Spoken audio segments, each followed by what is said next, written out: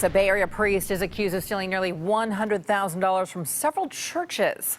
KPIX 5's Wilson Walker tells us why he may never face a judge.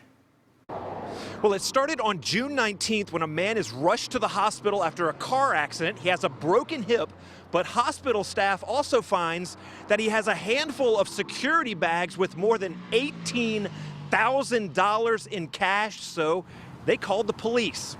He was gonna marry us next month, August 31st, so now, we're still planning on getting married, but now we're in the process right now of looking for another priest to marry us.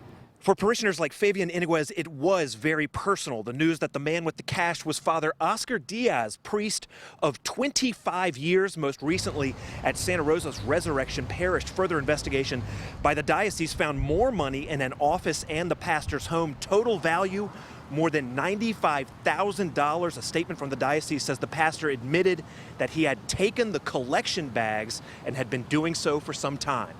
I know Father Oscar Diaz for at least over 20 years. It's shocking. It's really sad. I feel sad. From hearing how things ended up and the situation he is in right now. Bishop Robert Vasa has released what's being called a narrative of how the diocese has handled the situation. In it, he basically describes a decision not to pursue criminal prosecution, at least not now. Part of his reasoning, quote, "I have no idea what such an investigation would cost. While I am willing to have Father Oscar face prosecution, I do not know that I want to expend additional money for a prosecution which would bring no additional benefit to either the diocese or the parishes which are victims of his crime," unquote. Now, there was no explanation for what might have motivated Father Diaz. I don't know anything. This came to me just like a cold bucket coming into me, cold water bucket. I had no idea.